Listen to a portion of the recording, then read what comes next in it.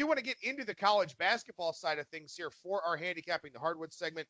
This will be shorter, obviously, seeing as how we went, about 45 minutes on college football. And then also, there just aren't a whole lot of games this week, man. A very good Saturday slate, but up until that, not really a whole lot going on. That's right. If you like college basketball, though, there's a lot more coming. Don't worry. We'll talk plenty of games in coming weeks, and obviously bowl season won't be around for too much longer. So basketball is going to be the main thing here that we talk about. But college basketball, I think now is a good time to kind of take a look at how things have gone overall, and take a look at teams that you may be interested in fading in certain spots or backing in certain spots, and kind of looking at what teams may be overvalued, especially if you look at their win-loss record. So I wanted to do a decent amount of that today, because really we have that chance to do so because this week is so light. Well, and it's really important too, because conference play is coming up, and not that everyone's on equal footing in conference play. I mean, some teams are just vastly superior to others, but again, this is a similar talent level. These programs are kind of going after similar types of players, similarly rated players, stuff like that. So if you've played a bunch of little sisters to the poor and cupcakes, then all of a sudden you start playing conference games, maybe a little bit tough for you. On the flip side, if you've really gotten yourself battle tested in the non-conference, that may help your case once we get to conference play as well. So we'll talk about some of those types of teams. We'll look at some statistical regression candidates here first. We'll start with the negative side. We'll finish with the positive side. You've got 3 teams that you're looking for some negative regression from here. Yeah, Portland Pilots, I'm going to start out with. They're shooting 40.7% from three-point range. They shot 32.9% last year, and they have faced the 350th toughest slate of defenses. So it's 353 teams. So they've played just about the easiest slate of defenses. They were 308th last year in effective field goal percentage offense. They're 78th so far this year.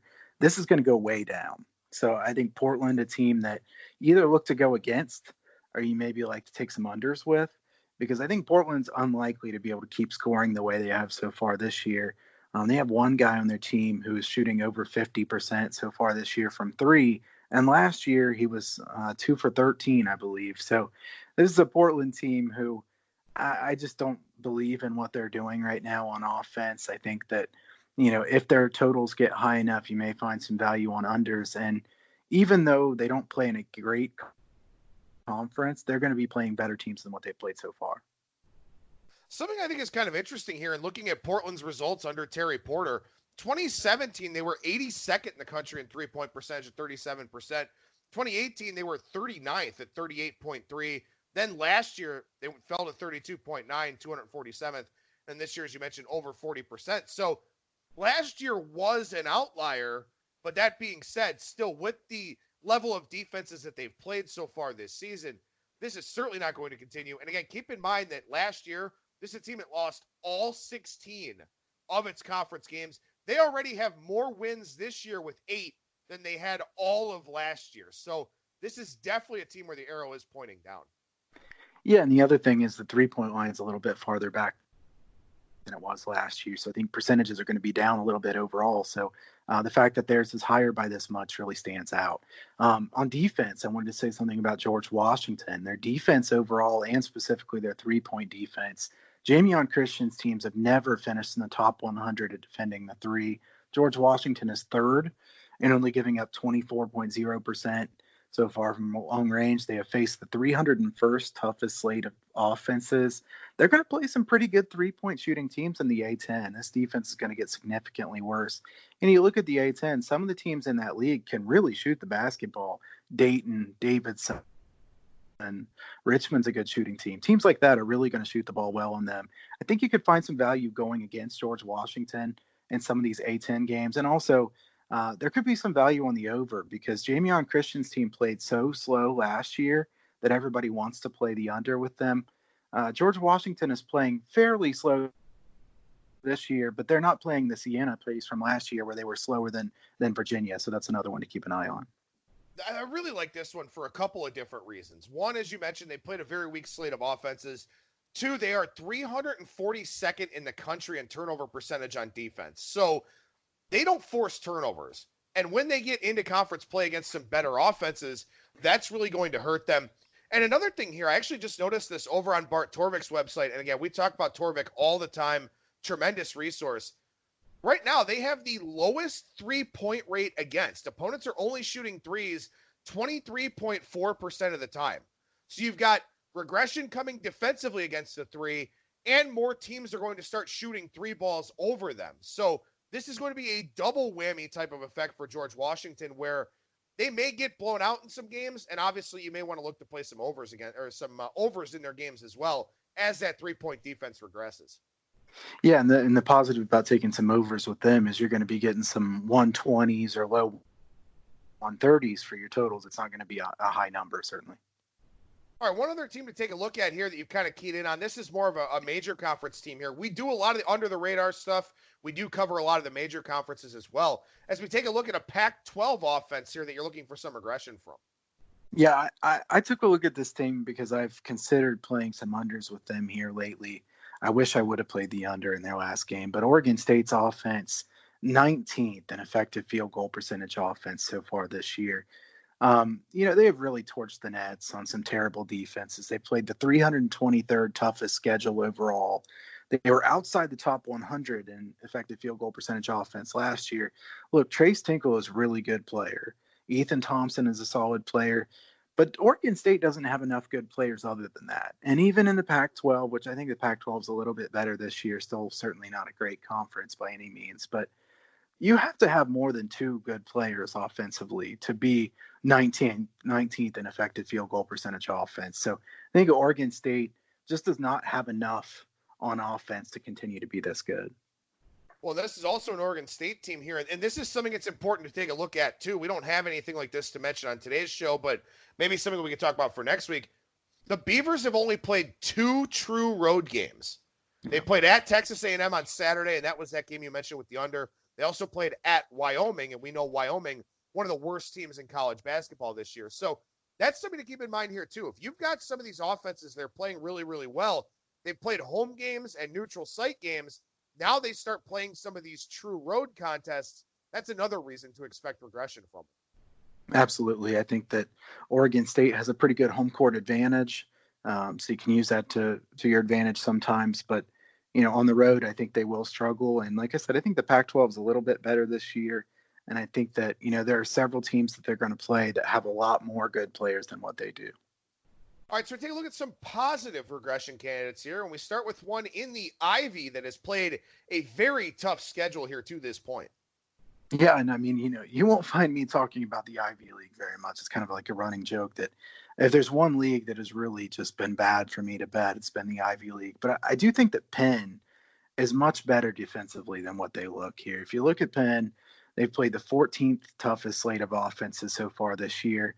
They've been top 100 in defensive efficiency the last 2 years. They're 151st now. To me, this is a Penn defense that's going to look pretty good in the Ivy League. There's a lot of bad teams in the Ivy League. You get down there and you play against Cornell, Columbia, Brown, teams like that.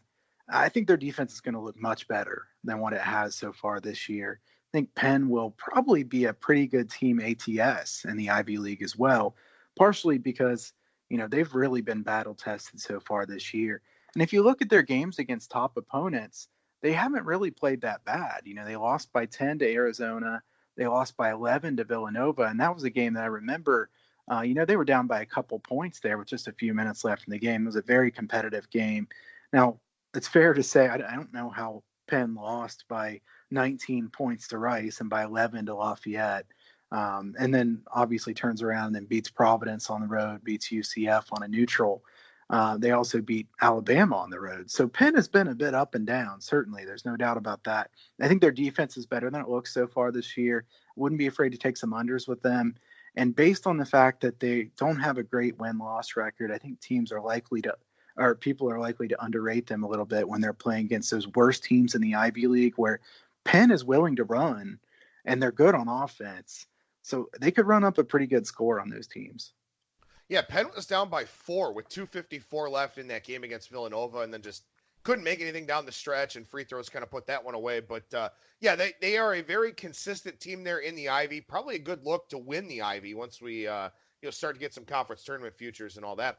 One other team here as we go down to the Sun Belt, UT Arlington, another one that you're looking for some positive regression from.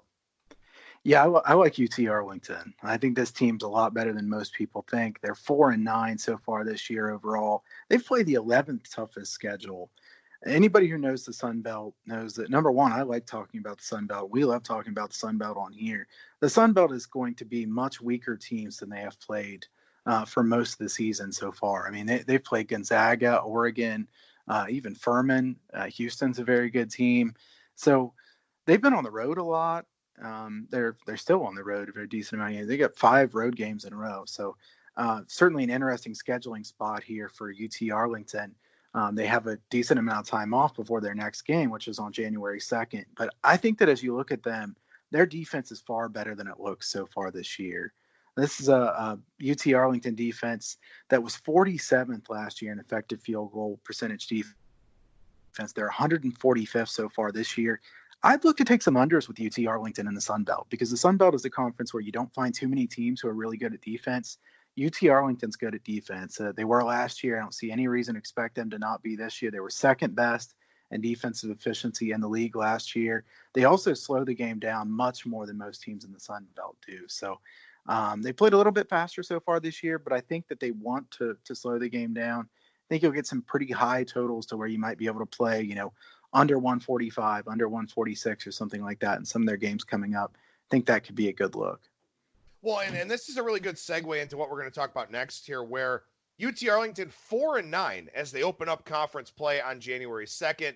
And you're going to get some of these where teams just have ugly records as they start getting into conference play, but it's because of who they played. It's not an indictment on them. It's just because of the schedules that they played. So don't just assume as these teams go into conference play that have really good or really bad records that it says something about who they are. You've got to look at who they've played and then also compare it to what they're going to play going forward.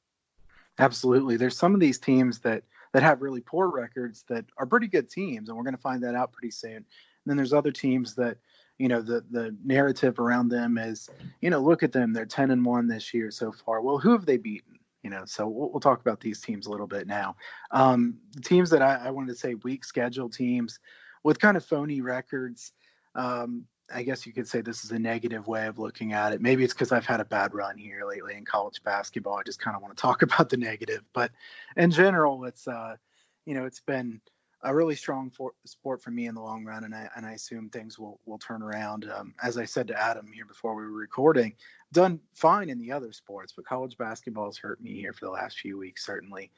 Stanford is 11-1 so far this year.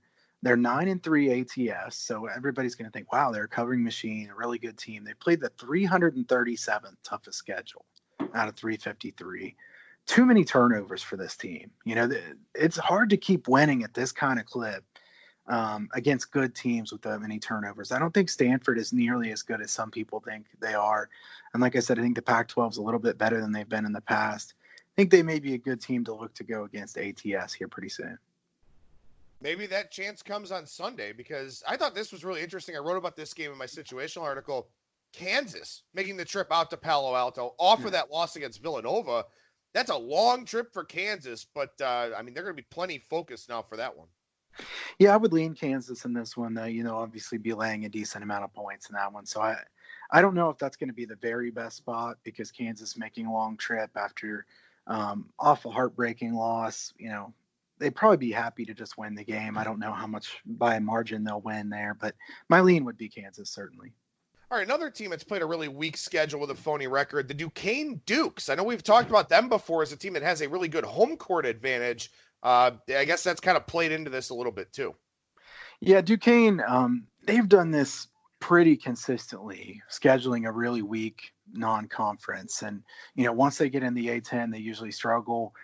We've seen that year after year that Duquesne is non-conference wise putting up about the weakest schedule you can get. So far this year, I do think this team has improved. They're 10-1. I think this team has got some decent performances under their belt, but yesterday's loss to UAB on a neutral, certainly a worrisome sign. They're going to be playing teams that are quite a bit better than UAB here pretty soon. I think the A10 is pretty solid. I do like the A10. They're going to be playing St. Louis and Davidson here in the next couple weeks. And then Rhode Island's a decent team. Dayton's a very good team. So I think that Duquesne is likely to have a difficult time in the A-10. One more team here that's played a weak schedule that you think has a pretty phony record. We go out west here to talk about Pacific and what's going on with them. Pacific's 12-3. They've played the 351st ranked schedule. They have a lot of close wins. I would expect Pacific's schedule to turn things around here quite a bit for their record. I mean, if you start looking at who they're playing coming up, it's certainly going to be better than who they've played thus far. Pacific plays a lot of those low-scoring, close games. I don't think they have a good enough offense to beat good teams. So we'll see about that one. But I think Pacific has slowed the game down. They're not really that great at defense.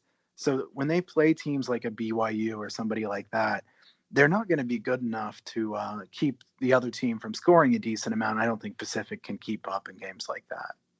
One other thing I want to ask you about from a schedule standpoint, because I was kind of going through looking for some games to find for the situational article.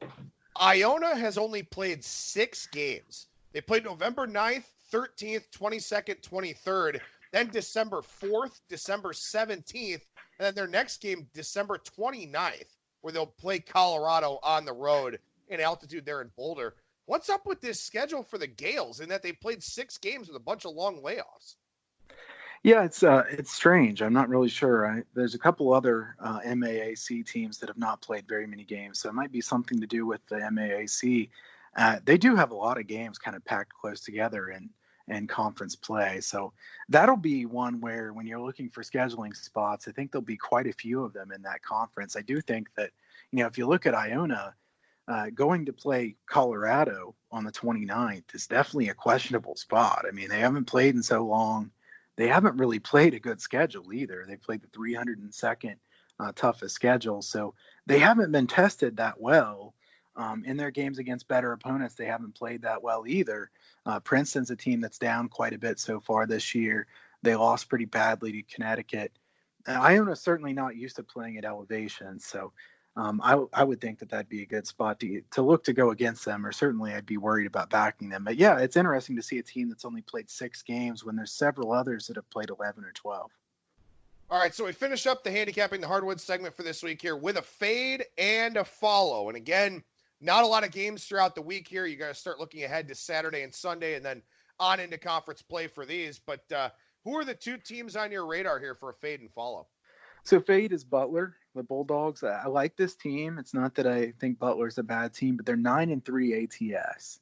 And the thing about them is they play at such a slow pace. They're going to be laying some points here based on how good they've been ATS. I don't like this team laying many points. They're going to play a lot of really close games. Butler I like much better as, a small underdog or a very small favorite than I would to lay 7 or 8 points or more with them, because I think they're going to play so many close games. And then look at the Big East. The Big East is really good. I mean, I know it's not the same Big East from several years ago, but the Big East has some really high quality teams. And I think we're going to be talking about that league this year as really having some quality basketball going on. All right. And then what are we looking at for a follow team here? I think I like this one even more. Number one, because it's way under the radar, and I love that. But Bucknell. Bucknell's played a really tough schedule so far this year, 94th. They're 3-9 ATS, 94th strength of schedule. They're 3-9 ATS. They have a good coach in Nathan Davis. This Bucknell team is good every year. I know they lost quite a bit from last year. This is still a team that's more talented than almost anybody else in the Patriot League, probably outside of Colgate. So Bucknell is going to be a good team. I think this is a good team to look to back in Patriot League play. At the beginning of Patriot League action, this team is not going to be valued as highly as they should be. This is a team that I think, of the 2, I do like fading Butler some here, but I like to follow Bucknell even more. Kyle Hunter, professional handicapper over at huntersportspicks.com. Also some free bowl coverage over at bettersportspicks.com. Tell us about what's going on at the 2 sites here, man. Yeah, I'm going to lower prices here at huntersportspicks.com this week, partially as kind of a Christmas holiday special.